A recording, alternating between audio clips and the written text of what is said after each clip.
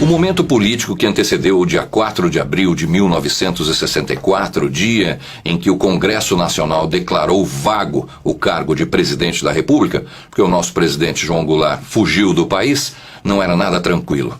Tudo começou em 1961, na verdade, com o então presidente Jânio Quadros, que decidiu viajar a Cuba e trazer para dentro do país a política comunista. Desembarca em Havana, capital de Cuba, o senhor Jânio Quadros, sendo recebido no aeroporto por grande massa popular, fotógrafos, cinegrafistas e jornalistas. Fidel Castro, valoroso líder revolucionário de Cuba, apareceu no aeroporto a fim de recepcionar a comitiva de brasileiros em visita à sua terra, agora liberta do jugo ditatorial de Batista. Jânio e Fidel falaram às rádios de Cuba.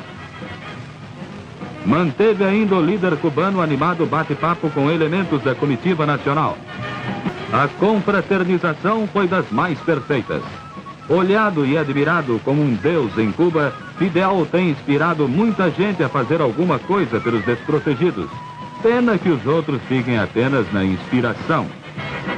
Em seguida, Jânio Quadros decidiu condecorar o comunista Che Guevara com a mais alta comenda do governo brasileiro: a Gran Cruz da Ordem Nacional do Cruzeiro do Sul, declarando que o comunismo estava realmente se fixando em terras brasileiras.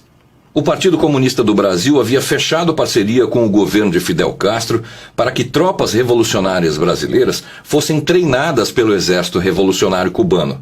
Demonstrações claras de que o Brasil viria a se tornar um país comunista e ditatorial como Cuba. A sociedade reagiu imediatamente. Jânio renunciou uma semana depois. Em seguida, uma série de acontecimentos tornou a sociedade brasileira refém.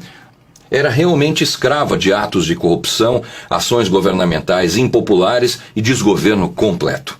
Junto disso, crescia no Brasil um movimento revolucionário sem precedentes. Esse movimento tinha como objetivo tomar o governo através do terrorismo e da força. As Ligas Camponesas de Francisco Julião e o Grupo dos 11 de Leonel Brizola, entre os outros 29 grupos, eram os que mais atuavam no Brasil e espalhavam o terror. Eles invadiam propriedades, destruíam tudo que tinha, roubavam o que podia ser roubado e quem se opunha a eles morria. Aqui a gente já consegue traçar um paralelo entre o que aconteceu no passado e o que acontece hoje. Nós temos um governo reeleito, seu partido mergulhado em corrupção, em denúncias para todos os lados, todo dia praticamente tem alguma coisa nova, e que sustenta um grupo ou apoia um grupo paramilitar, que é o Movimento dos Trabalhadores Sem Terra, o MST. Logo que Jânio Quadros renunciou, quem assumiu o cargo de presidente da República foi um deputado chamado Ranieri Mazzilli. Em seguida, ele transferiu o governo brasileiro para uma junta militar. Então chegava ao poder o presidente Castelo Branco, dando início ao período de governo dos presidentes militares no Brasil.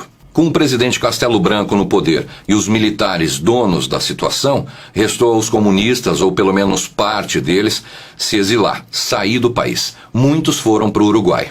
Até esse ponto, a sociedade brasileira não tinha nenhum tipo de problema com o governo militar. Tudo começou assim que os grupos terroristas que se viram incapazes de sobreviver resolveram explodir ações terroristas por todo o país. Assaltos, sequestros de embaixadores, assassinatos, assaltos a quartéis, entre outros crimes. Em nada esses chamados heróis lutaram para libertar o Brasil. Nada disso. O que eles queriam era tomar o poder e implantar no Brasil o comunismo. Eles queriam pegar o povo brasileiro, as terras, o dinheiro, o ouro, o nosso espaço e aqui construir a grande pátria comunista, como é Cuba, como é Venezuela e como é Bolívia. Se hoje surgir um grupo contra-revolucionário ou um grupo chamado terrorista, golpista, como está sendo dito pelo governo brasileiro, é lógico que eles vão reprimir, caçar, prender e tirar do país essas pessoas. O que a gente vê é que existe uma romantização do que aconteceu. As pessoas que antes explodiam bombas, matavam pessoas, se tornaram heróis hoje.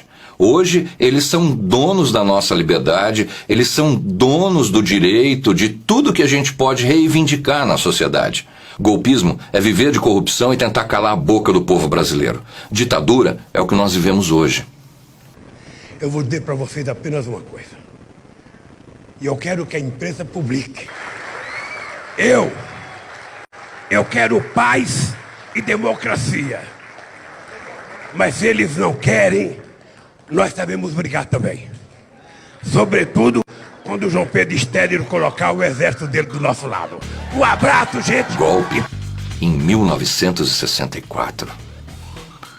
Até a próxima semana.